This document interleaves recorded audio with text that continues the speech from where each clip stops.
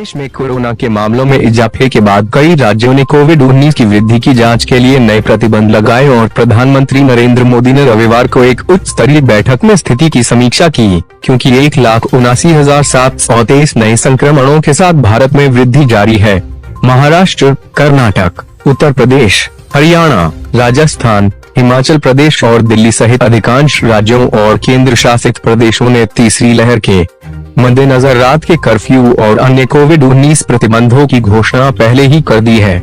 त्रिपुरा रात का कर्फ्यू। इस बीच त्रिपुरा सरकार ने बढ़ते कोरोना वायरस मामलों के पसार को रोकने के लिए रविवार को राज्य भर में सोमवार से रात का कर्फ्यू लगाने का फैसला किया। एक अधिसूचना में कहा गया है कि रात का कर्फ्यू सोमवार से शुरू होकर 10 दिनों तक रात 9 बजे से सुबह 5 बजे तक लागू रहेगा। हिमाचल प्रदेश नए प्रतिबंध।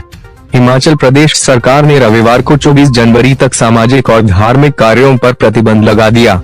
एक आदेश के अनुसार इसने इंडोर के लिए 100 से अधिक लोगों और बाहरी शैक्षणिक, खेल, सांस्कृतिक और राजनीतिक कार्यक्रमों के लिए 300 से अधिक लोगों के एकत्र होने पर भी प्रतिबंध लगा दिया। राज्य सरकार के कार्यालयों में कर्मचारियों की उपस्थिति 50% पर सीमित थी। हालांकि प्रतिबंध आपातकालीन सेवाओं पर लागू नहीं होंगे। राजस्थान के स्कूल। राजस्थान सरकार ने 17 जनवरी तक नगरपालिका क्षेत्रों में स्कूलों को बंद करने, रविवार को कर्फ्यू और बाजार के समय और रेस्तरां और मूवी थिएटरों में व्यस्त रहने की घोषणा की। तमिलनाडु। पूरे तमिलनाडु में एक दिन का पूर्ण लॉकडाउन लागू किया गया था और अधिकांश सड़कों और अन्य सार्वजनिक स्थानों पर सन्नाटा पसरा था। चेन्नई में मेट्रो रेल सहित उपनगरीय और अन्य ट्रेन संचालन, बस और अन्य सार्वजनिक परिवहन सेवाएं निलंबित कर दी गई। मुख्यमंत्री एम.के. स्टालिन ने पहले नए प्रतिबंधों का आदेश दिया था, जिसमें 6 जनवरी से रात 10 बजे से सुबह 5 बजे के बीच राज्यव्यापी रात का कर्फ्यू शामिल था।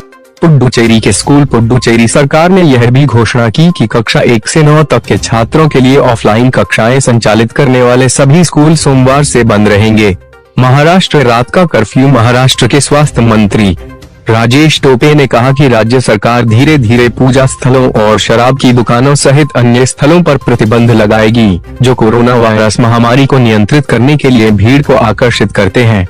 हालांकि उन्होंने कहा कि जैसे जैसे मामले बढ़ रहे हैं, अस्पताल में बिस्तर पर बैठने की जगह और ऑक्सीजन की मांग कम बनी हुई है।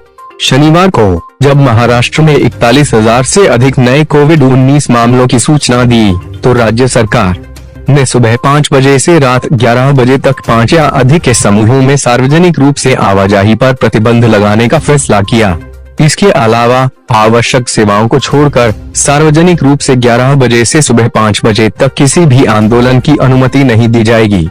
रविवार को राज्य सरकार ने जिम और ब्यूटी सैलून के लिए कोविड-19 से संबंधित प्रतिबंधों को संशोधित किया, जिससे उन्हें 11 जनवरी से 50% क्षमता पर काम करने की अनुमति मिली।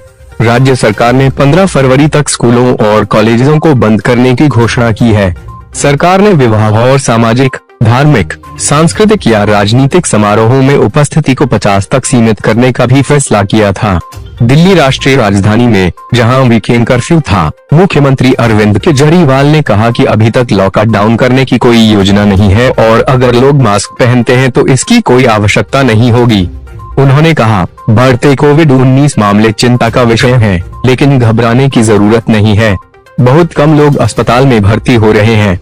मास्क पहनना बहुत जरूरी है। राष्ट्रीय राजधानी में पिछले कुछ दिनों में दैनिक मामलों में तेजी देखी जा रही है, जो मुख्य रूप से संक्रमण के ओमिक्रॉन वेरिएंट के कारण हुआ है।